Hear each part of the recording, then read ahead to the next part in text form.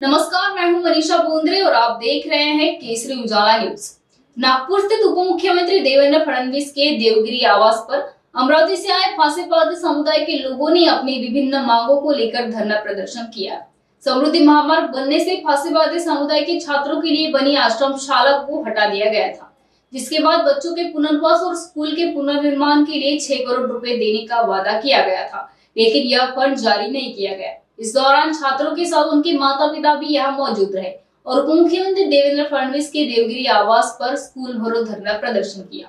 मुद्दा आहे का जे प्रश्नचिन्ह अनाथ बेसहारा मुलांची जी शाळा होती ती शाळा समृद्धी महामार्गामध्ये उद्ध्वस्त करण्यात आली होती आणि त्यावेळेस पूर्णच्या पूर्ण सीएम साहेब देवेंद्र फडणवीस साहेब असताना चांगली दखल घेतली होती आमची आणि त्यांनी काही निर्णय चांगले सुद्धा घेतले। कारण 3 शिक्षक जे अनट्रेन शिक्षकाचा अप्रूव्हल काढण्यासाठी त्यांनी धोरणात्मक निर्णय घेऊन ते जीआर पास केला, पण त्यांना अप्रूव्हल नाही अजूनपर्यंत। 6 कोटी रुपये जे हॉस्टेल बिल्डिंगला बांधकाम करून द्यायचं आहे ते सुद्धा अजूनपर्यंत मंत्रालय स्तरापर्यंत ते आहे। आणि मग ते काही मुलांचे जे आई वडील सुद्धा इथे आलेले आहे।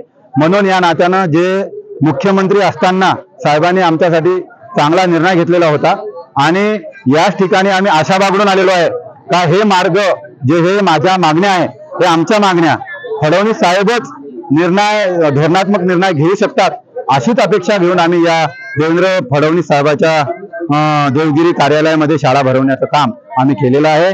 आणि म्हणून जोपर्यंत साहेब येणार नाही तोपर्यंत आम्ही इथून जाणार नाही अशीच आमची भूमिका आहे। शाळेसोबत समृद्धी महामार्गाने उद्ध्वस्त केलं होतं आणि उद्ध्वस्त केल्यानंतर ते काही भाग मग ते जमीन असेल, मग काही वाचनालय असेल, विहीर असेल, हे सगळं गेलं, पण ते सुद्धा निर्णय चांगला पॉझिटिव्ह घेतलेला आहे आणि ते निर्णय 8 दिवसामध्ये आम्हाला आमच्या पदरामध्ये मागण्या पास करू शकतात असं मला वाटते।